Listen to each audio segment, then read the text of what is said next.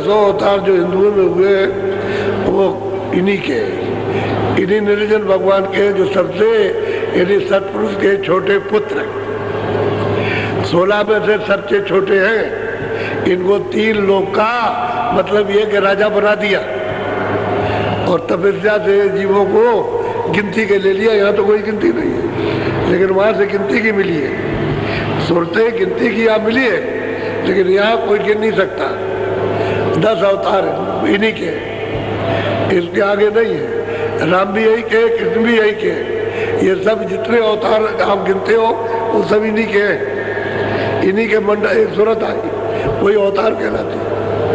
वहाँ से एक सूरत को भेज दिया कि जाओ तुम मित्रलोक में जा करके ये काम करो। उन्होंने यहाँ करके काम कराया उन्हीं के। तो जब जब मतलब ये है कि रास्ता नष्ट हो जाता है मानवता का, कर्म धर्म का, पापाचार फैल जाता है, तब ऐसे भेज दिया जाता है कि जाओ ये काम करो, और काम करने के बाद पता ही नहीं चलता कहाँ चले गए।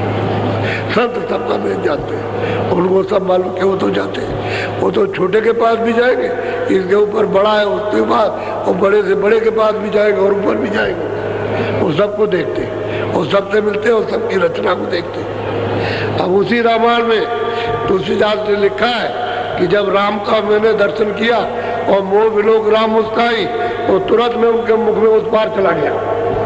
उस पार चौक में खड़ा हो गया तो देखता हूँ और नजर आया ये सब अन्न की रचना है, स्वर्ग वैकुंठ की ये रचना दिखाई दे, मित्रों की भी दिखाई दे रही। और ऊपर देखता हूँ तो कहते बहुत ब्रह्मांड दिखाई देते, भांत भांत की रचना, अति विचित्र, कहा लोक अनेका और रचना हमें उसी रामायण में लिखा। लेकिन वो कोई मिलत चाहिए। अब उनको तो संत मिल गए, तो आपने तो कुछ समझा नहीं कि कौन मिला कौन नहीं मिला, आप तो जानते नहीं। उन्होंने तो कहीं भी नहीं कहा, उन्हें सिवाय गुरु के और दूसरी कोई बात नहीं की। तो गुरु मिले उन्होंने बताया। अगर गुरु न मिलते तो रास्ता उनको कौन देता? बोलो। जिन्होंने भाका वेद विचारा, जग में फैला काल पसारा। बस कहते कि भाई उन्होंने तपस्या की और मतलब ये है कि उन्होंने वेद लिखे और फिर उन्होंने उसका पसारा सबको सुना करके और सबको कर्मकांड का संदेशा दे करके दे दिया, अधिकार दे दिया, आप जो चाहो सो करो। अब उसी का हिसाब लेते देते रहते, बस यही है उनका काम। अब ये है उन्होंने वर्णन किया, लेकिन वो तो चुपचाप अलग बैठ गए। अगर ब्रह्मा विष्णु महादेव को ये मालूम हो जाए कि ईश्वर वहाँ बैठे हुए, निरंजन भगवान वहाँ पर बैठे, तो ये सब छोड़ देंगे काम तुरंत। लेकिन आद्या माँ शक्ति जो बीच में इनकी अर्धांगिनी बैठी है, वो इनसे मिलने नहीं देगी। उसको पूरा अधिकार, क्योंकि उसी से तो पैदा हुए, वो बीच में बैठी है और इनको देखती रहती है। इसीलिए जब ये तपस्या करने गए तो आद्या महाशक्ति माता ने पूछा इनसे तीनों से कि उसी के तो है ये पुत्र, कि भाई तुमने देखा, तुमने पिता को देखा? तो ब्रह्मा ने कहा हमने देखा। विष्णु ने शिव से पूछा तुमने देखा? क्या हमने नहीं देखा। तब उसने देखा कि ये झूठ बोल गया, तो उसने कहा कि तुम बड़े झूठा हो, तुम बड़े लबार हो। उससे कहा ब्रह्मा से कि तुम बड़े झूठे बड़े लबार हो और तुम्हारी जगत में कोई पूजा नहीं होगी, कोई पूजा नहीं करेगा। इन दो की पूजा ये सच बोले और तुम झूठ बोले, सब कुर्मा तुम्हारा झूठा होगा। साफ साफ कहा, इसको श्राप दे दिया उनको दोनों को। तो जगत में दो की पूजा होती है कि नहीं होती, लेकिन तीनों के काम एक ही है, उत्पत्ति और पालन और प्रलय। काम मतलब एक ही है, एक ही पद है, काम अलग अलग। ये तीनों अपना अपना काम करते, उनकी पूजा नहीं होती, उनकी पूजा होती। तो झूठ बोलने पर हमने देखा, इन्होंने किसी ने नहीं देखा। जो इनके निरंजन भगवान पिता है उनको इन्होंने नहीं देखा, तो बताओ वो क्या बताएंगे कि वहां पर है, जब इनको खुद नहीं। तभी तो कहते हैं न ये थी और कुछ है हमको नहीं मालूम, और है जरूर कुछ। ये उन्होंने उसमें लिख दिया, तो यही पढ़ते रहिए। और बात किसी की मत मानिए, इसी में फंसे रह जाइए। पहले ये बाहर की पूजाएं नहीं थी, साधना तो अंदर की थी पहले, लेकिन धीरे धीरे बाहर लोगों ने उतार लिया। अब बाहर लोग फंस गए, बाहर जाल में, रास्ता छूट गया। बोलो। पूजा पत्री ने मयाचारा, देवल पूजा विधि समारा। बस कहते हैं पूजा पत्री ये रत्न होना पीना, ये फूल चढ़ाना, ये सब देवताओं की मुतकल सूरत बना करके और मतलब उसको पूजो भाई, ये पूजा। इसमें मतलब ये फंस गए लोग। गोस्वामी जी महाराज कहते हैं इसमें फंस गए। अब वो कहते हैं कि भाई सीधे चलो घर, रास्ता तो तुम्हारे पास से सीधे चले चलो। तो कहते बात तो ठीक कहता है, बात तो ये साधु ठीक कहता है, ये है छोकरा, उस समय कहते थे लड़का है, बात तो ठीक कहता है, लेकिन जो सामने उसको नहीं मानता, गंगा जमुना को नहीं मानता, ये तीरथ व्रत को नहीं मानता। बात कहता है कि है, वो तो कहता है अरे भाई ये सामने उसको माने, तब तो हम समझे नहीं नास्तिक है। तो उनको गोस्वामी जी को काशी के विद्वानों ने कहा ये नास्तिक है, नास्तिक नास्तिक, ऐसा डंडोरा पीटा था। बुरा युद्ध हुआ है, कोई मामूली बात है। महात्मा मतलब ये है कि जवाब देते हैं तो सच जवाब देते हैं, लेकिन युद्ध करती है अनजान, अनजान जनता युद्ध करती है, लड़ाई करती है। बोलो। संयम और उपवास बतावा, दामे सकल जीव। बस कहते हैं कि बाहर हमने संयम अंजम जो जिसको आया वो अपना बता दिया, सब जीव इसी में सब में फंस गए। ये जो अंदर का रास्ता था, व्यास जी ने जब देखा कि ये बाहर मुख हो गए और अंतर्मुख इनका रास्ता बंद हो गया, तो उन्होंने ये बताने के लिए कि भाई अंदर चले जाएं, तो उन्होंने बड़ी बड़ी आदर्श पुरुषों की मूर्तियों की स्थापना जंगल में की, किसी कमरे शहर में नहीं, और कि जाओ वहाँ गांव से बाहर और जा करके ऐसे बैठ जाना, ऐसे, और अपनी आंखों को उनकी आंखों को मिलाना और एक टक होकर के देखते रहना, तो दृष्टि से दृष्टि हिले नहीं, उनकी आंखों पर अपनी दृष्टि ठहरी रहे और रोके ना, बस वही आंख बंद कर लेना तो अंदर की आंख खुल जाएगी, अंदर की तीसरी आंख खुल जाएगी। इस अभ्यास के लिए, अंदर जाने के लिए व्यास जी ने ये मुकर्रर किया था, ये पूजा। इस प्रकार की पूजा थी। फूल वो नहीं चढ़ाते थे, वो जंगल में रख दिया और बसते बैठ करते, 1 घंटा 2 घंटा लोग करते थे, फिर आँख बंद कर लिया तो आँख खुल गई तो अंदर चल देते थे। इतनी साधना थी। अब वो भी आपने छोड़ दिया, वो सब बाल लौटे। अब पुष्प चढ़ाना, ये चढ़ाना, ये करना, ये करो, इसी में लगे। अरे किसी पुरुष की कोई चीज़ देखो तो उसको अगर है तो आप उसको देख लो, जो ओरिजिनल है, जो तस्वीर है उसको देखिए आप। अब वो तो है नहीं, किसी और की उतार दिया आपने और कहा यही कृष्ण और यही राम है और यही महात्मा और यही है, नहीं, इससे नहीं। वो तो सिर्फ एक याद होती है, लेकिन जाना तो आपको अंदर है, रास्ता तो आपके पास से गया। उधर नहीं जाओगे तो इधर भटक जाओगे और कर्मों को सब सजा मिलेगी। बचने वाला वहाँ से कोई नहीं, तलाशी सब की होगी, चाहे कोई भी। अभी मतलब ये है कि बादशाह है उसकी तलाशी होगी, गरीब है उसकी तलाशी होगी, मुल्ला उसकी तलाशी होगी, हम है तो हमारी तलाशी, सबकी तलाशी होगी कि क्या तुम्हारे पास है, वो दिखाओ कितना पाप कितना पाप। वो सब जारा लेगा, और जब जारे में कुछ नहीं निकलेगा तो कहेगा चले जाओ, तब कहेगा जाओ। तो महात्मा का तो टिकट होता है और उसके बाद तो कुछ छोड़ते नहीं है। अगर पाप और पुण्य छोड़ दे तो जा ही नहीं सकता। तो मतलब ये जब वो साफ कर दिया और टिकट दे दिया तो धीरे से कहने तलाशी ले ली है, टिकट है, अच्छा जाओ, ये टिकट दिखा दिया, तो नाम का टिकट दिखा दिया, वो देख लेगा तो बस कुछ नहीं, क्यों है कुछ है ही नहीं कुछ। फिर उसने देखा जो खाते में लिखते हैं तो खाता ही नहीं, जो कागज लगा हुआ सफेद है, उस पर कोई भी किसी तरह का लिखा नहीं है, और वहाँ कागज सबका लिखा हुआ, पूरा का पूरा चार्ट नक्शा बनता है, 50 बरस का, 30 बरस का, 20 बरस का, 40 बरस का सब नक्शा बनता जाता है पूरा, वो रख देते हैं आप। किसको मार रहे हो, किसको काट रहे हो, किसको धोखा दे रहे हो, चोरी कर रहे हो, क्या कर रहे हो, जो अच्छा पुण्य कर रहे हो, ये सब उसमें। अब कैसे बचेंगे आप? वहाँ तो सब लिखा पड़ी है। तो क्या कि नहीं मतलब ये हमारा नहीं है, ऐसे कैसे हो जाएगा? बोलो बोलो। ये निर्वाण काम सकीना मुक्ति का वेदन दी। हम कहते हैं भाई ये तो निर्वाण पर था, उन्होंने इन सबको पैदा कर दिया और पैदा करके ये बनवा कर जाल बिछा दिया और मुक्ति का जो रास्ता था छूट। मुक्ति तो बहुत आगे, मुक्ति का तो रास्ता न स्वर्ग में है न वैकुंठ में, न ईश्वर के लोक में न ब्रह्म के लोक। मुक्ति तो बहुत दूर है। वो तो मुक्ति का जो रास्ता आगे जाने का था वो तो बंद कर दिया। अब आग सबकी बंद हो गया, जानना ही बंद हो गया कि हमको क्या करना है। कुछ नहीं, चले गए वहां नहाया है। वहां एक महात्मा जी बैठे थे, 2 आदमियों में झगड़ा होने लगा। वो सामने बैठे थे, इधर नहा रहा था, एक जो है छोटा आदमी इधर नहा रहा था, बड़ा आदमी उधर। तो उसने कपड़ा मारा पानी में, तो उसकी छिट चली गई, उस पर बस वो आया और मारना शुरू कर दिया। मार के बाहर पानी से ले आया। तो महात्मा बैठे थे, क्या बात है, क्यों लड़ाई होने लगी?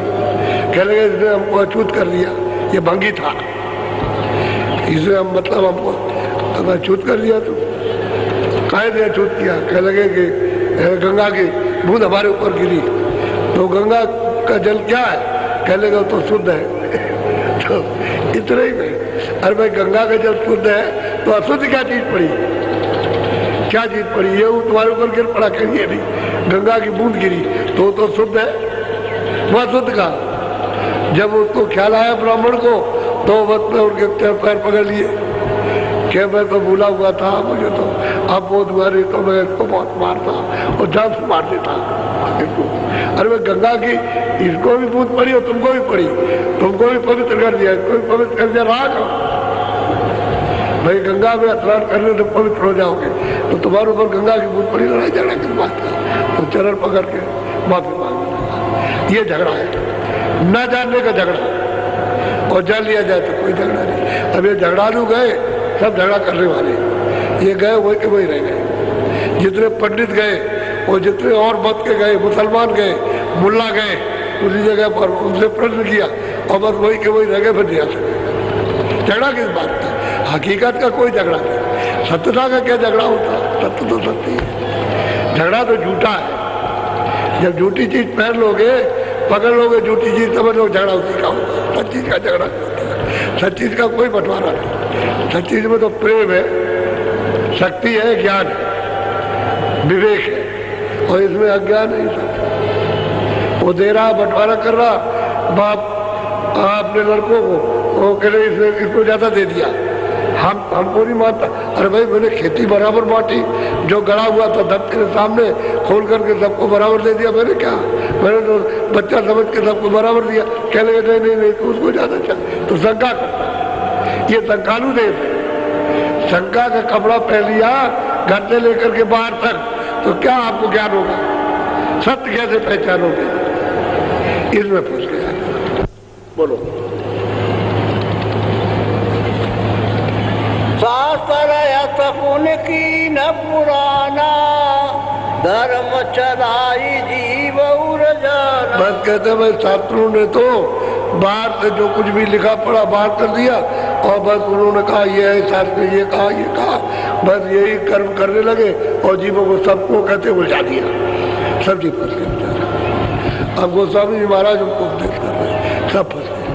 अब बताओ, तुमको इतने दिन हो गए साथ पढ़ते, तुम्हारी आंख नहीं बनी, आंख तुम्हारी साफ नहीं हुई, तुम्हारे पास तो आंख है, ज्ञान आंख है।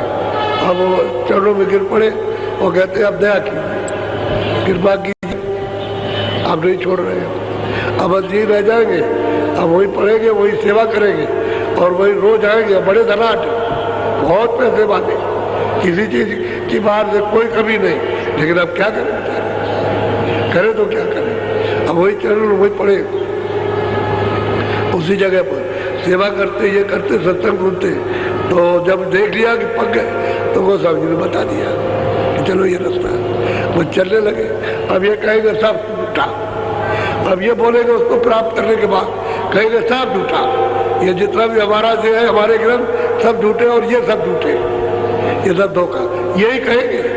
यही विद्वान पंडित काशी के चिल्लाएंगे कि ये शास्त्र वगैरह सब झूठे, इसमें किसी को कुछ मिलने वाला नहीं है। जब सत्य मिल जाएगा, असत्य गिर जाएगा तो झूठा हो जाएगा। तो सत्य मिल जाना चाहिए, सत्य चीज है। तो मालिक है जिसने सबको बनाया, तुमको भी उसी ने बनाया, तुमको भेजा, इनको भी उसने भेजा, जितने में सबको उसने भेजा।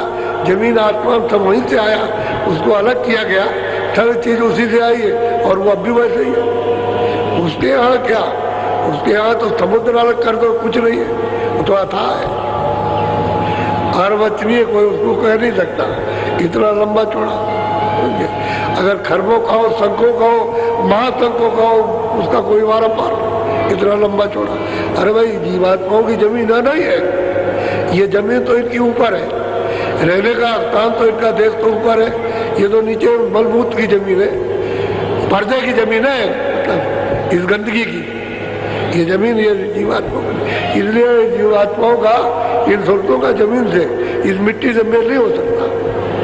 और मिट्टी में आपस है, जड़ चेतन ग्रंथ पड़ गई, जड़ के साथ चेतन की गांठ बंध गई।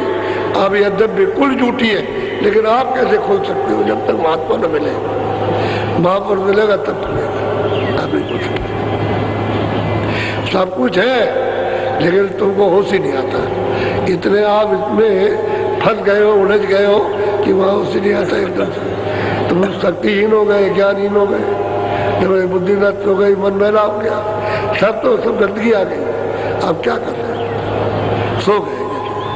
कोई आदमी सो रहा, अभी नहीं कि आने वाला है, वो आवाज देगा, वो जड़ गिरोगे, शरीर सब टूट जाएगा, देर नहीं लगेगी, 1 सेकंड का भी काम नहीं है। जो उसने वहां से आवाज दी कि समय पूरा हो गया, मैं आ रहा हूँ, बुद्धि पागल, आप बोल नहीं सकते, देर से कहा गया, क्या हो गया, क्या हो गया, बोलो। ये सब वेद काम जानी, यह विधि जैन धर्म निर्वाणी। अब गोस्वामी जी महाराज इनको समझा रहे तो कहने लगे बीच में कि अब मैं सब समझ गया कि हमारे धर्म में जो कुछ भी है सब पोल है, पोल है, पोल पोल है, जो कुछ मिलेगा नहीं। साथ साथ यही देनी कहने लगे, जो सबसे आगे अगुआ काटते वो पीछे हो गए और सब जान गए, और वो वैसे ही रह गए बेचारे, क्या करें। अब इनकी देवियां इनसे भी तेज निकलेगी, जो ये जैन मत की है वो भी इन्हीं के पास गिरेगी आकर के, और वो इनसे भी तेज जाएगी और उसको प्राप्त कर लेगी, उसी अनामी पुरुष को, उसको पालेगी। ऐसी तेज रहेंगे। लेकिन वो कैसे, वो तो आपको जानना पड़ेगा कि भाई ये किस तरह से ये बनेगा, ये मेरा ये ढांचा जिसमें गंदगी जमा कैसे शुद्ध होगा, ये तो आपको जानना ही पड़ेगा। शुद्धि कर लो तो देर क्या लगे, कुछ नहीं लगती। ये गंदा है, मैला हो गया है, पहाड़ों की तरह से कड़ा, ये पहाड़ तो टूट भी जाएंगे, टूटता भी नहीं है। ऐसा बोझा लदा हुआ है जीवों के ऊपर, तो बोझे को कैसे टालोगे? कोई आएगा उसमें लगाएगा तो वही पत्थर जब गलेगा तब फिर मतलब धुआं बनेगा, तो स्टीम जब लगेगी तभी तो धुआं बनेगा, तभी तो पत्थर गलेगा, तो वो स्टीम जानते नहीं कैसे तैयार की जाए। तो महात्माओं के पास जाओ, वो तैयार होगी, वहां से मिलेगा, तब ये साफ होगा, धुआं की तरह उड़ जाए। जैसे ये धुआं है ऐसे उड़ जाएगा, बिल्कुल हवा आएगी तो ऐसे उड़ जाता है, तो सामने आँख खुलती है तब दिखाई देता है कि देव सृष्टि क्या है, कैसे लोग वहाँ रहते हैं, कैसा कैसा आनंद वहाँ, देव सृष्टि स्वर्ग की बैकुंठ यही से बैठ के दिखाई देती है। अरे भाई तुम दरवाजे पे बैठे हो, इधर भी दरवाजा उधर भी दरवाजा, उधर नहीं जा रहे इधर चले जा रहे, तो दरवाजा किसी से पूछना पड़ेगा कि उधर घुसने का कौन सा दरवाजा है, उधर भी बंद कर दिया, इधर भी बंद है, तो दरवाजा तो चाहिए जानने के लिए, तो कोई मिल जाए जानकार।